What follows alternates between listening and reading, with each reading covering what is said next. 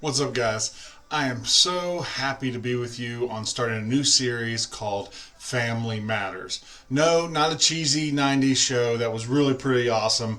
And if you haven't seen it before, go back and look at them. There are some great episodes. But that's what this series is called, Family Matters.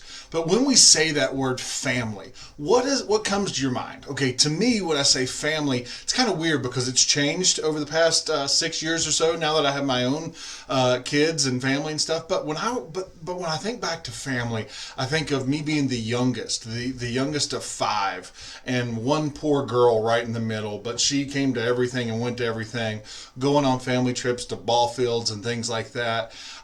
Mom trying to keep everything going and up in the air. I love that if we ever got in trouble, we would just say, do we need to call Marky? I don't know what my mom ever did to terrify the people at the school, but whatever it was, it worked time in and time out. But so many different things, whether it's time with dad, where he worked away a lot, but when he came in, you just tried to make the time as best as you could. But so family for a lot of us means a lot of different things. Maybe for you, family brings some good memories, some times that are just happy and filled with joy. Or maybe for you, it's the opposite. When you think of family, there's moments that you don't really want to think about. But maybe you hear family and you think about frustration because your stepsister constantly acts like everything that she has is so much more important than yours, or annoyance because your parents are super strict and have given you a curfew that is somewhat militaristic, all right? Or maybe you think of chaos. I know most families have some form of chaos, but your family's like that all the time. Everyone's always fighting or running a million miles an hour trying to do something. On the spectrum of awesome to awful, family is almost never. We're kind of in the middle. No, you have some. It averages out to be the middle, but you have that up and that down. All those moments in between that you're just there and there, back and forth. And it changes in an instant. Everything can be going right for one moment, and then all of a sudden nothing's good anymore. For some of you, family means mom and dad. For some of you, you may live with an aunt and an uncle, or a stepmom or a stepdad, or your grandparents, or a couple different things, or foster parents, half siblings. I used to think that our family was like, I live with my mom and dad, and they're both married. We're super normal, right? We're the normal family, all right. And then I realized that we are a his, hers, and ours family. And, yes, my parents are still together, but they were together with someone else before they got together with each other and had kids. And how my family was actually not your normal family, which, by the way, is not normal anymore. Every single family looks different. The truth is that every family is unique. No family looks the same. No family acts the same. If you start thinking, I wish my family acted like that. No, your family acts like your family, for the good, the bad, the ugly. All right. However, every family has one thing in common. We're complicated. All families are complicated. Family is complicated. Whenever you put a bunch of different personalities together under one roof, things can get and will get difficult quickly. People have different opinions, preferences, needs, ways of communicating. It's a recipe for disaster. And if I had to guess, each one of us have experienced those family disasters. And what happens when disaster strikes in your family? Well, we try to deal with it. How are we going to deal with this madness? Almost every person settles into a role. We act in a certain way because it gives some balance. It gives a predictability to how things are going to happen. For example, some of you might be the mediator in your family. You try to keep the peace and make everybody happy. Some of you may be the avoider, all right? You try to keep your head down and your mouth shut and mind your own business and hope that it just goes away. Some of you may be the instigator, all right? I know I'm talking to you. You may be the instigator that says, whatever it is, I'm going to be in the middle of it. I'm going to be a part of it. It should be about me, all right? Some of you, the smart one, you're the brains to the family, and you're trying to go, okay, if we would have done this would have been better, or you're trying to decide where to go from here. Some of you are the rule follower. or the good one. All right, you avoid trouble for the most part, and you do what you're supposed to do. That was me as a kid. I'm like, okay, there's all this going on. I'm just going to do what I'm supposed to do. This is what I'm supposed to do. I'm going to do it. I'm going to try not to cause as much. I'm going to try to cause as little problems as possible. So that way I'm not making matters worse. And I was also a little bit of this one. Sometimes you're the comedian, all right? You try to turn any situation, whether it's positive or negative, into a joke to add some levity to the situation. So it's kind of a mix of the rule follower and the comedian. Do the right thing and try to make people laugh. And here's the deal. This list could go on and on and on for days. But what is your role in your family? I want you to think about that. What is the things that are going on? What position are you in your family that you kind of go into that predetermined role just to have that continuity? Sometimes these roles are influenced by what is your order in your family. I'm the youngest. I'm the baby, all right? I'm the youngest of 5. By the time they got to me, as long as I didn't hurt anyone else or myself, I was good, all right? Then you have your step siblings, you have your half siblings. Think about it. How many of you guys are the oldest? How many of you guys are the youngest? How many of you guys are the middle child? How many of you guys are the only child? All right, so there's all these different variations of where you are in your family. Remember, each one's unique. But here's the deal. There's another twist that we throw on top of that, all right? I recognize that all of you may not have what we would call an active faith in Jesus Christ right now, and that's okay. All right, that's okay. We're all at different stages. We're not judging here.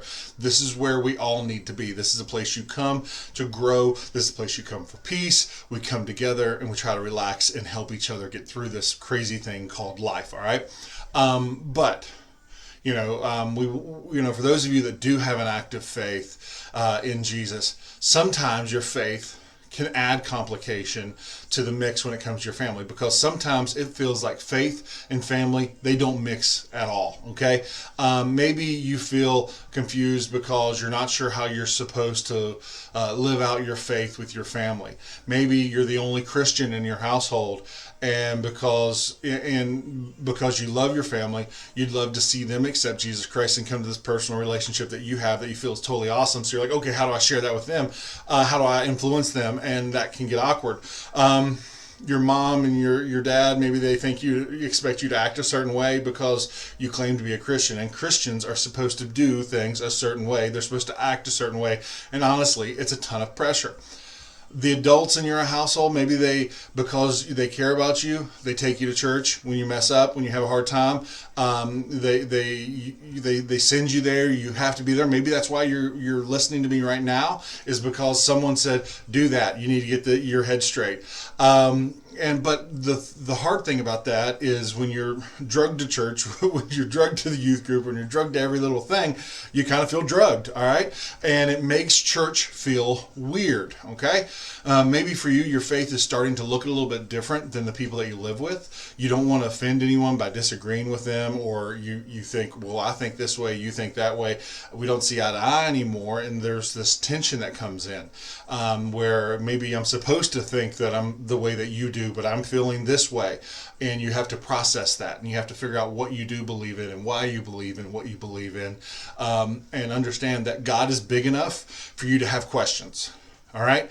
If in the faith you're following, God's not big enough to handle the questions that you have, He's not God. He's man-made. Okay. God is big enough to handle these questions. All right. So faith, maybe for you, faith has been a part of your family for a while, but when you look at what faith has done in your family, you go, well, we're no better.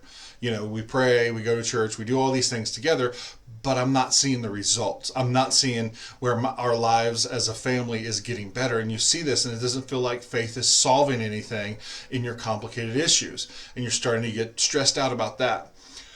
For a lot of us, it feels like faith is the one thing, and our family is something totally different. It's completely separate, and that creates another kind of tension there. So, do our faith and family ever come together?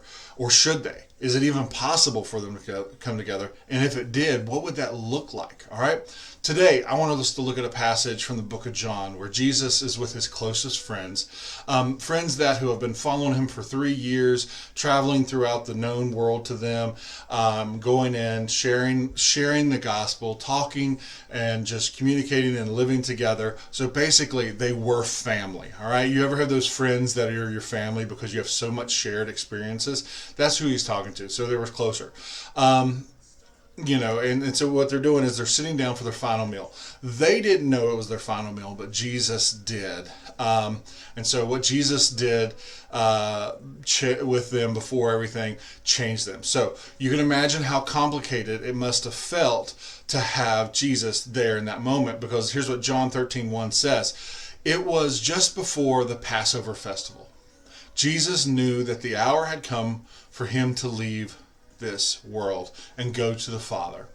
Having loved his own who were in the world, he loved them to the end. He loved these guys completely. He loved them for so much more. And just like the love in your family can be complicated, the love for Jesus loved his disciples. They didn't do everything right. They didn't do everything right. They messed up time and time again. They seemed pretty normal, all right? But Jesus still loved them.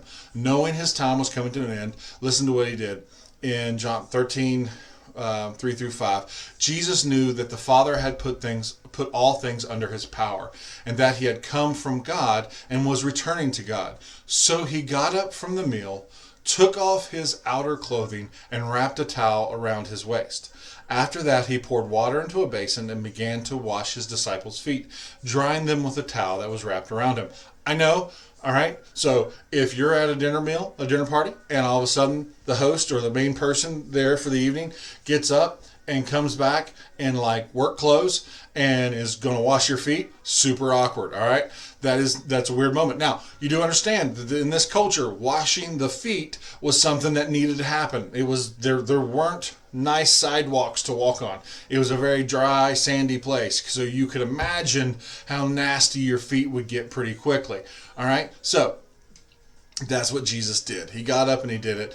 And so that's something that servants do. That's not something that people who are in authority, not your teacher, not the person you've been following. So the disciples didn't really know how to respond to Jesus' crazy act of kindness, of service to them. But Jesus went on to explain that one of them one of his friends would actually betray him. And he told Peter in front of everybody else that Peter would deny even having this friendship or even having known him.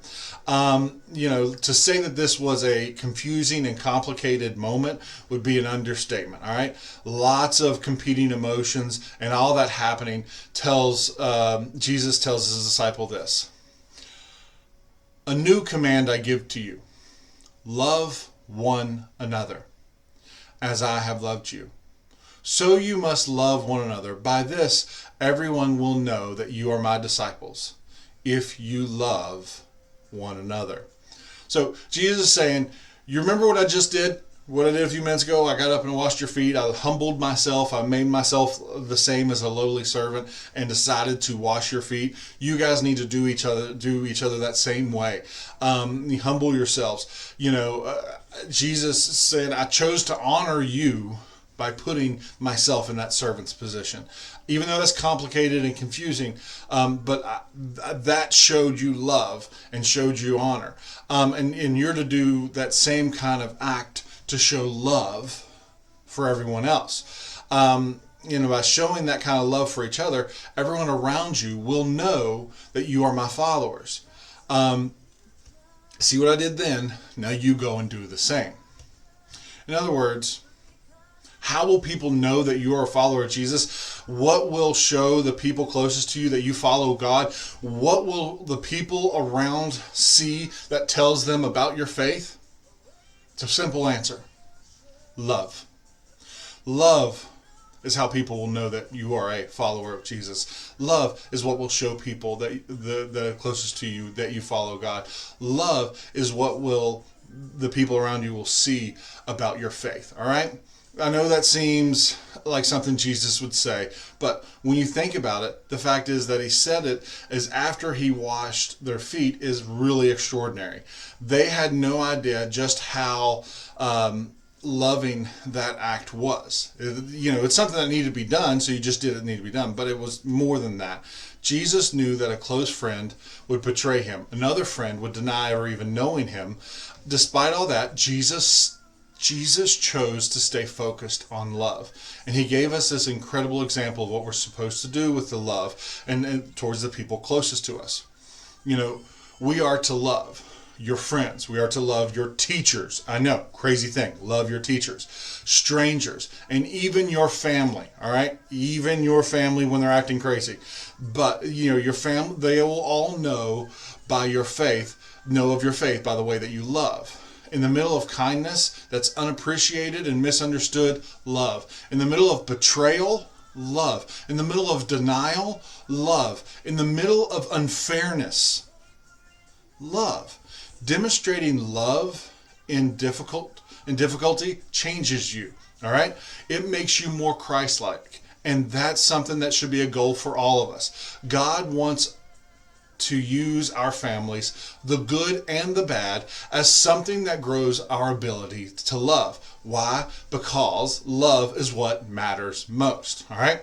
So, what does it look like to love in the middle of this complicated family situations? The Apostle Paul would later write a chapter, what we call the love chapter, and it goes like this. It's love is patient, love is kind, it does not envy, it does not boast, it is not proud, it does not dishonor others, it is not self-seeking, it is not easily angered, it keeps no records of wrongs. Love does not delight in evil, but it rejoices with the truth. It always protects, always trusts, always hopes, and always perseveres. 1 Corinthians 13, 4 through 7. So, if we were to ask Jesus or Paul what faith would look like in the complicated families that we have, I think they'd respond like this. Let your faith in Jesus move you to love people that you live with. Love in a way that is patient. Love in a way that is kind. Love in a way that honors the people around you. Love in a way that is slow to anger, and it does not keep record of wrongs. In other words, if you want your faith to help your family, then show as much love as you can, because it never fails. I want you to think of it this way. Make it a little simple. When it comes to your faith and your family, love matters most. When it comes to your faith and your family, love matters most. All right? Trying to love this way can seem overwhelming, all right? But here's a really good way to start. Which one of these applications of love stands out to you? Think about it. Which one of these do you think that you need to focus on to bring to your family now? Do you need to bring kindness? Sometimes we need to be kind to each other. Do we need to bring patience? Ooh. With a newborn and a 3-year-old, patience. We're slow to anger.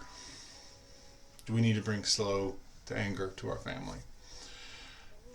These things don't make you a doormat. They don't make some of your family just run over you, but they allow you to demonstrate for God the love that you have. So pick one of these things and ask God to give you the power to start demonstrating them with your family. It can mean that you start being more patient with your parents when they ask you to do something that you totally do not want to do. It can mean being more kind to your siblings when they are driving you crazy, because your siblings will drive you crazy, especially right now as school's starting back and everything's been weird. It can mean not being arrogant when you think you're right. Or when you talk about what you believe. All right? It could mean celebrating and affirming others when good things happen in their lives, instead of being angry because why didn't it happen to me too? All right? It could mean not being rude to your step parents or your mom or your dad or whatever, or being hot-tempered to your reactions to when your parents are doing whatever it is, because they're probably trying to help but did it wrong, because that happens. We do things wrong. We don't try to. But we do. Even if you wouldn't call yourself a church person or a Christ follower or whatever, but being more kind and more patient and being slow to anger will absolutely change the relationships with you and your family. So if you're somebody who would say that you have faith, love is the best way to demonstrate it. As a matter of fact, that's what Jesus said. Okay? I realize that this sounds nice to hear, but it's something that's not so easily done, okay? Especially within a family. There's no way that you can ever address every single complicated aspect of your family because we are all crazy, okay? It's not just your family that's crazy. Other families are crazy too, okay?